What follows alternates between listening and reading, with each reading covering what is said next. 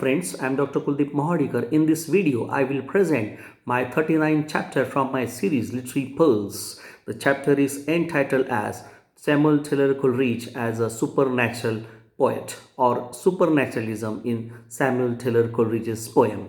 Supernatural or supernaturalism of all the qualities of Coleridge as a poet, the most dominating one is the element of supernaturalism. He achieved this in his poems like Christabel, Ancient Mariner, and Kubla Khan. No doubt, this method was in vogue in the 4th century or in the last part of the 4th century, we can say. But those novelists like Mrs. Radcliffe used it in a very crude manner. But this importation of mystery is given entirely a new form by Coleridge. The previous authors sought to make the effects of the supernatural definite. They gave their mysteries a new habitation, a local habitation, and a name. But these effects cannot touch our souls. Coleridge totally discards such ludicrous practice. It is the delicacy, the dreamy grace in the presentation of the marvelous which makes Coleridge's works so remarkable. In order to make his supernatural delicate and soul stirring, Coleridge took to the trick of indefiniteness. He understands that the mysterious, ghostly world must remain a mystery. Coleridge's description of the medieval is only a means. He does not use the old castles as the stage. He creates the awful dim atmosphere by an artistic skill, which makes these definite things indefinite things. The ideal example can be Christabel.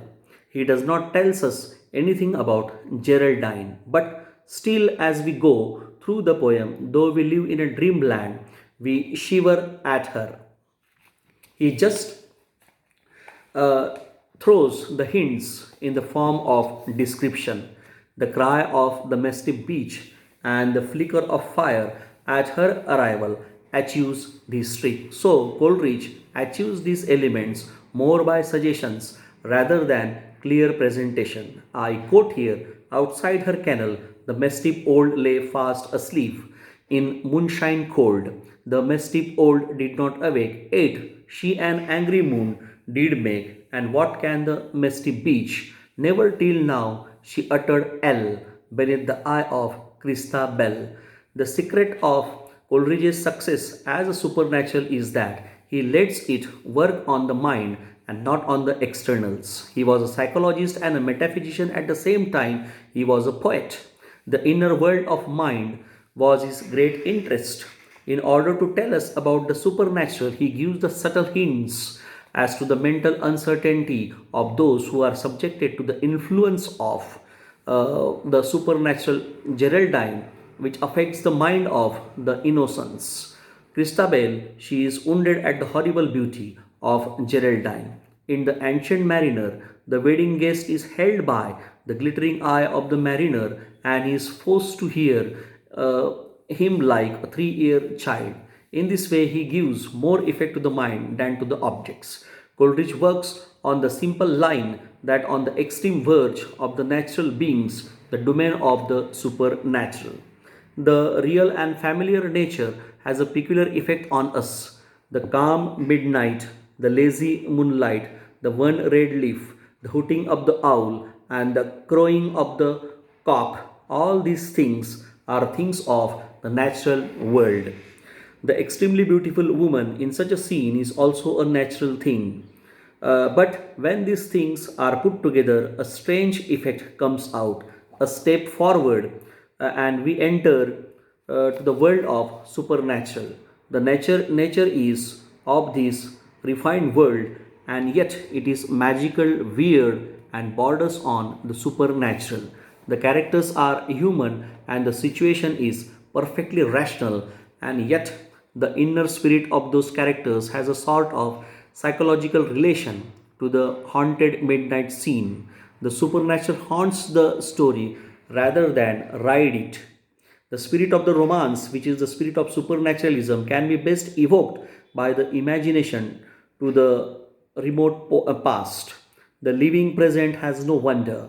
It is distance that is romantic. Coleridge takes us to the old medieval world with which witchery, magic, superstitions are associated as a matter of courses in our mind.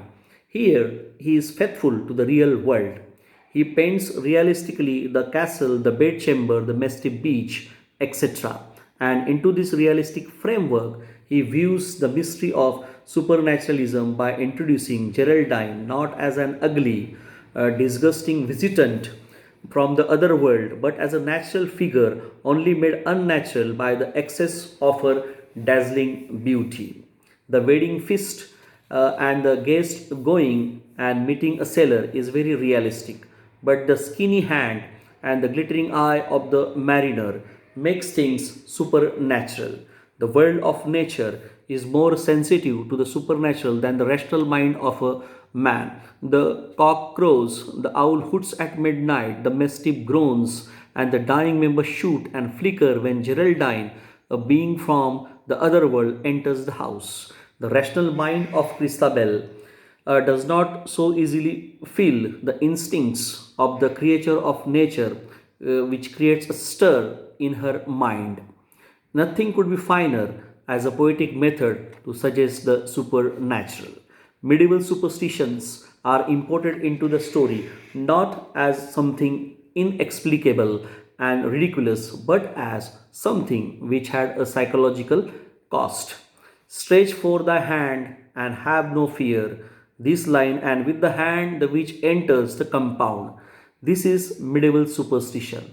Coleridge works upon these things because this belief creates a natural psychological basis.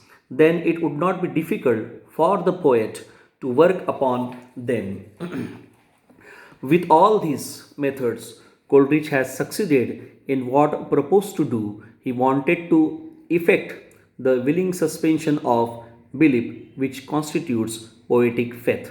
So this was all about supernaturalism in Samuel Taylor Coleridge. Thanks friends.